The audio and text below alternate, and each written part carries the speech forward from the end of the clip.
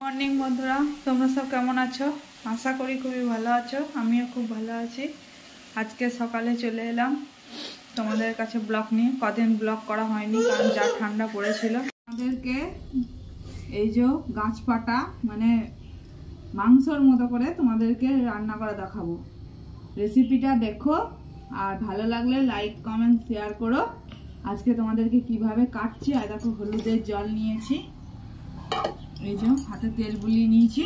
এবার এটা কাটবো, তো তোমরা আমার পুরো ব্লগটা দেখবে আর ভালো লাগলে লাইক কমেন্ট শেয়ার করবে। আজকে দেখো কি করে কাটছি।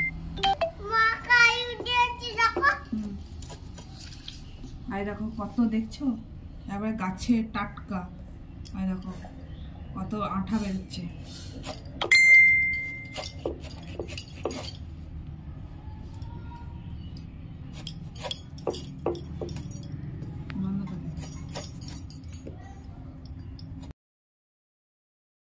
ইঁচড়টা মোটা মোটা করে কেটে জলে দিয়ে দিচ্ছি।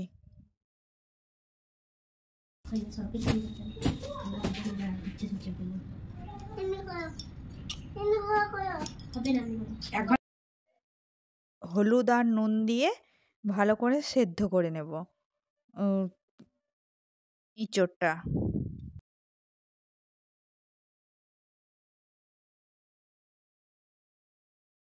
গুলো ভালো করে সেদ্ধ করে নিয়েছি, সেদ্ধ করে ঝুড়িতে ঢেলে রেখেছি। এরপর কড়াইতে পেঁয়াজ দিয়েছি, পেঁয়াজ ভাজছি, আর একটা শুকনো লঙ্কা ফোড়ন দিয়েছি।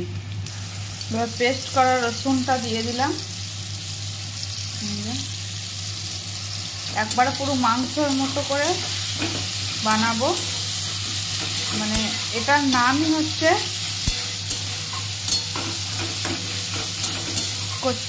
গাছ পাঠা করেই বানাবো।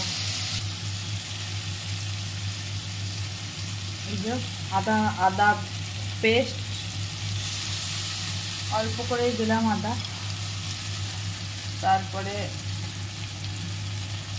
জিরে গুঁড়ো,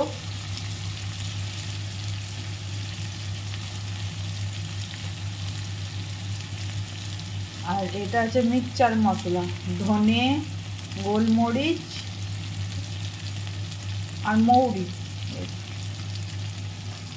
দিয়ে এবার ভালো করে কষে নেব।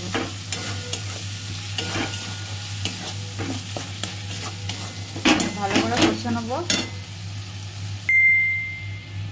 এরপরে দেবো মিট মশলা,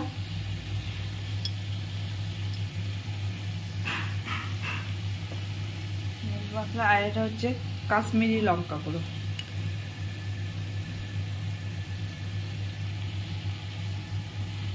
দিয়ে এবার ভালো করে মশলাটা কষিয়ে নিতে হবে, সুন্দর করে কষিয়ে নিতে হবে। একবারে পুরো মাংসের মতো করে কষতে হবে মশলাটা।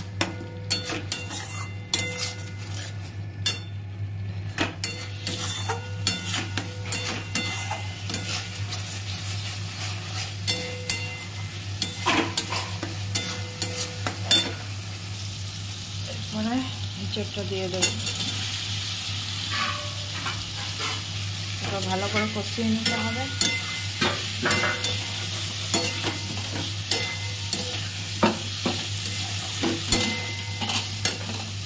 দেখো কি সুন্দর ফ্লেভার এসেছে। ভালো করে কষিয়ে নিতে হবে।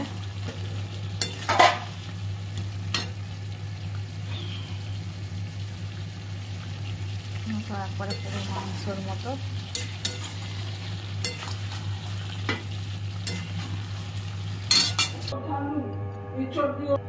দেখো আমার ঝোল কমপ্লিট হয়ে গেছে, একবারে পুরো মাংসের মতো।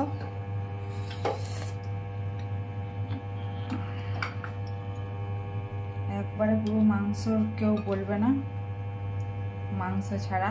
এরকম ভাবে তোমরা রান্না করবে, দেখবে দারুণ লাগবে খেতে।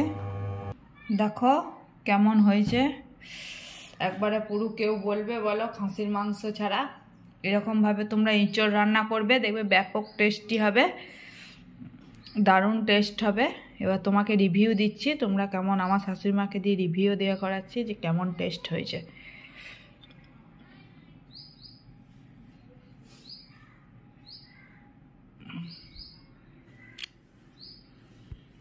কেমন হয়েছে এঁচড়ের তরকারি? সুন্দর, হ্যাঁ খুব সুন্দর হয়েছে। আর কিছু লাগবে না, এটা দিয়েই ভাত খাওয়া হয়ে যাবে। মাংসের মতো লাগছে খেতে? হ্যাঁ, হ্যাঁ খাসির মাংস। কেমন হয়েছে? ব্যাপক গাছ পাঠার মতন হয়েছে, যেমন রং তেমন টেস্ট।